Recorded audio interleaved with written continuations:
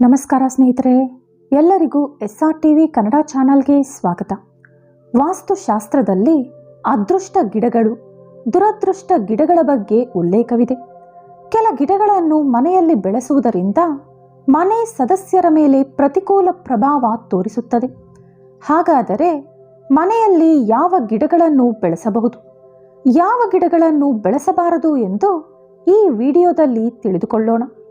ಆದರೆ ಅದಕ್ಕೂ ಮುಂಚೆ ನೀವಿನ್ನೂ ನಮ್ಮ ಚಾನಲನ್ನು ಸಬ್ಸ್ಕ್ರೈಬ್ ಮಾಡಿಕೊಂಡಿಲ್ಲ ಅಂದರೆ ಖಂಡಿತ ಈಗಲೇ ಸಬ್ಸ್ಕ್ರೈಬ್ ಮಾಡ್ಕೊಳ್ಳಿ. ಹಾಗೆ ಹೊಸ ವಿಡಿಯೋ ನೋಟಿಫಿಕೇಷನ್ಸ್ಗಾಗಿ ಪಕ್ಕದಲ್ಲಿರೋ ಬೆಲ್ ಐಕಾನ್ ಕ್ಲಿಕ್ ಮಾಡ್ಕೊಳ್ಳೋದನ್ನು ಮಾತ್ರ ಮರಿಬೇಡಿ. 1.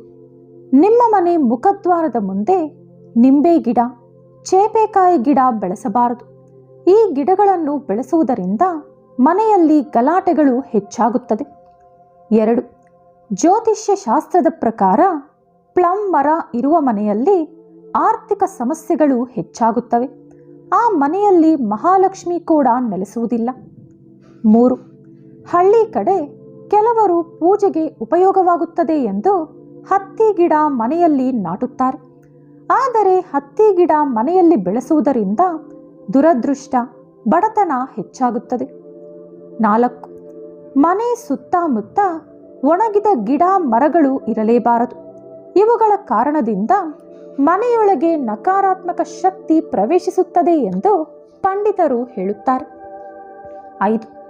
ವಾಸ್ತುಶಾಸ್ತ್ರದ ಪ್ರಕಾರ ಮನೆಯಲ್ಲಿ ಸಕಾರಾತ್ಮಕ ಶಕ್ತಿ ಹೆಚ್ಚಿಸುವಂಥ ಅತಿ ಶಕ್ತಿಯುತವಾದ ಪವಿತ್ರವಾದ ಗಿಡಗಳಲ್ಲಿ ತುಳಸಿ ಗಿಡ ಪ್ರಧಾನವಾದುದು. ತುಳಸಿ ಗಿಡವನ್ನು ಪಾಟ್ ಒಳಗೆ ಮಾತ್ರವೇ ಬೆಳೆಸಬೇಕು. ಎಂತಹ ಪರಿಸ್ಥಿತಿಯಲ್ಲೂ ನೆಲದ ಮೇಲೆ ಬೆಳೆಸಬಾರದು. 6. ಮನೆಯಲ್ಲಿ ಹಾಲು ಸುರಿಯುವಂಥ ಗಿಡಗಳು, ಬಾನ್ಸಾಯ್ ಗಿಡಗಳು ಬೆಳೆಸುವುದು ಒಳ್ಳೆಯದಲ್ಲ ಎಂದು ವಾಸ್ತುಶಾಸ್ತ್ರ ನಿಪುಣರು ಹೇಳುತ್ತಾರೆ. ಈ ಗಿಡಗಳನ್ನು ಮನೆಯಲ್ಲಿ ಬೆಳೆಸುವುದರಿಂದ ಕುಟುಂಬದಲ್ಲಿ ಗಂಡ ಹೆಂಡತಿ ಮಧ್ಯೆ ಮನಸ್ತಾಪ, ಆರ್ಥಿಕ ಸಮಸ್ಯೆಗಳು ಬರುವಂಥ ಸಾಧ್ಯತೆ ಹೆಚ್ಚಾಗಿರುತ್ತದೆ. 7. ಜ್ಯೋತಿಷ್ಯ ಶಾಸ್ತ್ರದ ಪ್ರಕಾರ ಮನೆಯಲ್ಲಿ ಗೋರಂಟಿ ಗಿಡ ಕೂಡ ಬೆಳೆಸಬಾರದು. ಈ ಗಿಡ ಪ್ರತಿಕೂಲ ಶಕ್ತಿಯನ್ನು ಹೆಚ್ಚಾಗಿಸುತ್ತದೆ. ಮನೆ ಆವರಣದಲ್ಲಿ ಸುತ್ತಮುತ್ತ ಕೂಡ ಈ ಗಿಡ ಇರದಿದ್ದರೆ ಒಳ್ಳೆಯದು. 8. ಮನೆ ಮುಂದೆ ಸ್ವಲ್ಪ ಜಾಗ ಇದ್ದರೆ ನೀವು ಗಿಡ ಬೆಳೆಸಬೇಕು ಅಂದುಕೊಂಡರೆ ಎಲ್ಲ ಗಿಡಗಳಿಗೂ ಮುಂಚೆ ನೆಲ್ಲಿಕಾಯಿ ಗಿಡವನ್ನು ನಾಟಿ. ಮನೆಯ ಈಶಾನ್ಯ ಮೂಲೆಯಲ್ಲಿ ಈ ಗಿಡವನ್ನು ಬೆಳೆಸಿದರೆ ಇನ್ನೂ ಉತ್ತಮ. ಇದು ಮನೆಯೊಳಗೆ ಸಕಾರಾತ್ಮಕ ಶಕ್ತಿಯನ್ನು ತರುವುದರ ಜೊತೆಗೆ ನಿಮ್ಮ ಬಾಧೆ ಕಷ್ಟಗಳನ್ನು ಕೂಡ ಕಡಿಮೆಯಾಗಿಸುತ್ತದೆ. 9. ಮನೆಯಲ್ಲಿ ಗಿಡಗಳನ್ನು ಬೆಳೆಸುವವರು ಸಿಂಹದ್ವಾರದ ಎದುರಾಗಲಿ ಕಿಟಕಿಯ ಪಕ್ಕದಲ್ಲಾಗಲಿ ಬೆಳೆಸಬಾರದು.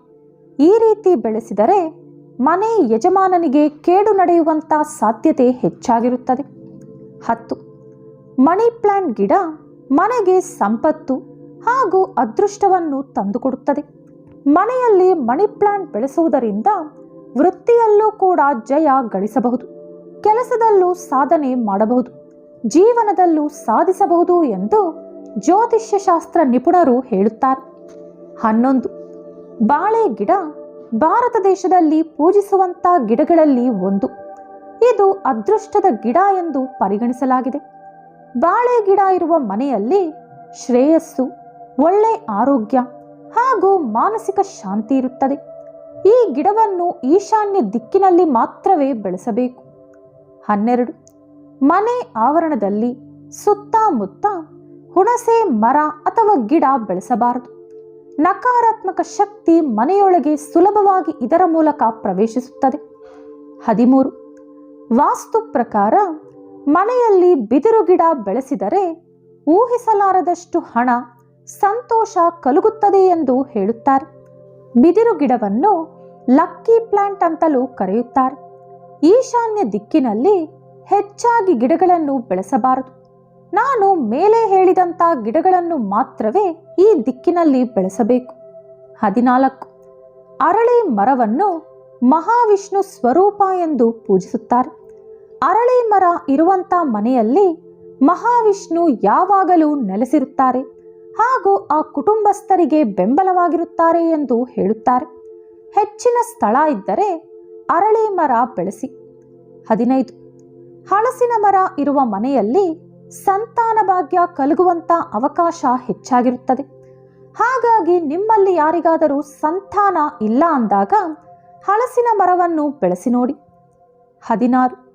ಮಲ್ಲಿಗೆ ಹೂವಿನ ಗಿಡ ಮನೆಯನ್ನು ಸುವಾಸನೆಯಲ್ಲಿ ತುಂಬುವುದು ಮಾತ್ರವಲ್ಲದೆ ಸಂಪತ್ತನ್ನು ಕೂಡ ಹೆಚ್ಚಿಸುತ್ತದೆ.